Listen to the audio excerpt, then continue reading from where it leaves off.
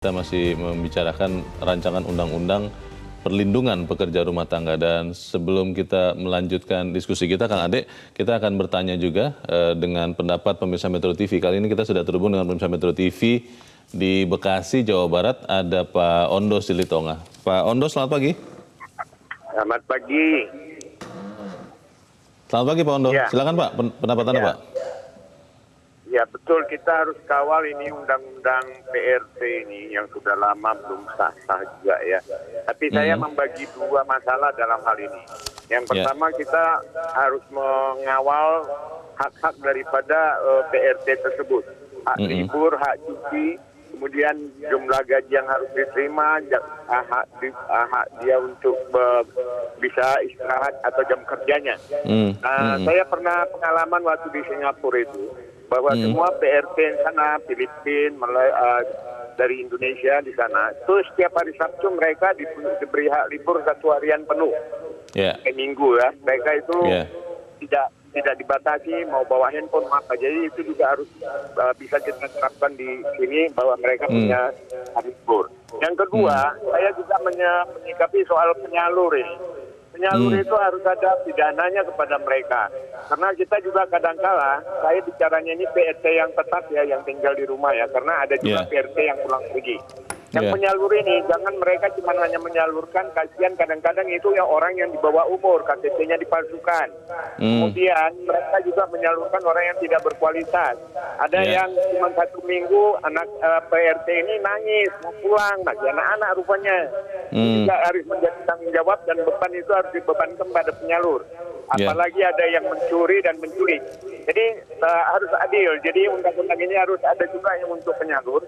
Bagian besar masalahnya itu adalah karena penyalur menyodorkan orang-orang yang tidak berkualitas sehingga majikan jadi emosi dan lain-lain.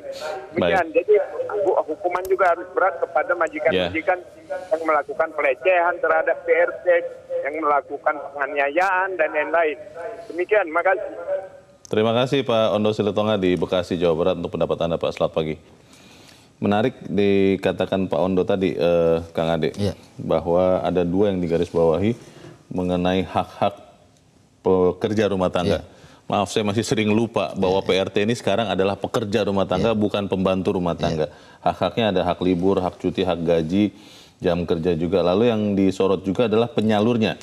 Ini kan sering kalau mungkin di Jabodetabek, saya rasa di daerah lain juga sama, disebut namanya yayasan. Betul. Yayasan ini mengirimkan orang sering, orangnya tidak berkualitas, memang karena tidak juga dilatih, lalu hanya beberapa hari, kurang dari sepekan, minta pulang, katanya akan diganti, tapi dikatakan sedang kosong, tidak ada penggantinya. Akhirnya majikannya jadi serba salah juga. Nah ini kan tidak ada aturan yang tegas. Apakah kemudian kalau ada undang-undangnya, hal-hal seperti ini bisa dipastikan aturan mainnya? Ya, yang pertama harus kita pahami bahwa undang-undang PRT ini atau sekarang masih dalam posisi rancangan undang-undang, ini basisnya adalah akuntabilitas ya. Akuntabilitas itu misalnya data dari calon PRT atau PRT itu sendiri itu jelas dari sisi usianya, kemudian dan sebagainya, pendidikan dan sebagainya. Ini ada kejelasan seperti itu, keterampilannya seperti apa. Nah kemudian dari sisi itu akuntabilitas ya. Jadi semuanya harus akuntabel, baik dari sisi penyalur kerjanya, kemudian pemberi kerjanya juga komitmennya seperti apa itu dituangkan. Nanti ada perjanjian, semacam perjanjian kerja lah seperti itu. Kemudian dari sisi PRT-nya sendiri itu harus jelas juga kualifikasinya. Apa sih skill dia? Oleh karena itu dalam undang-undang ini dari 34 pasalnya yang terdiri dari 14 substansi, diantaranya ada pelatihan, ada kewajiban pelatihan di situ. Artinya nggak semata-mata ini bawa anak dari kampung kemudian disuruh kerja di sebuah rumah tangga, itu tidak. Jadi ada beberapa ketentuan-ketentuan yang harus dipenuhi. Nah yang menarik tadi yang disampaikan oleh Pak Ondo adalah soal izin libur ya, atau cuti. Ya betul, kalau kita lihat misalnya di Orchard itu kan banyak sekali tuh hari Sabtu Minggu tuh PRT kita tuh luar biasa itu. Mereka bersenang-senang di taman itu kan. Betul. Kemudian juga di Victoria Park misalnya itu juga sama gitu. Jadi saya kira Indonesia adalah harus lebih beradab ya. Kita negara besar, negara Pancasila. Ini saya kira harus betul-betul harus secepatnya undang-undang ini harus disahkan seperti itu, Leo. Karena kita tahu bahwa domestic workers ini adalah pekerjaan yang memang rawan diskriminasi. rawan diskriminasi, rawan kekerasan dan sebagainya pelanggaran hak asasi manusia lainnya. Jadi ini harus disegerakan seperti itu.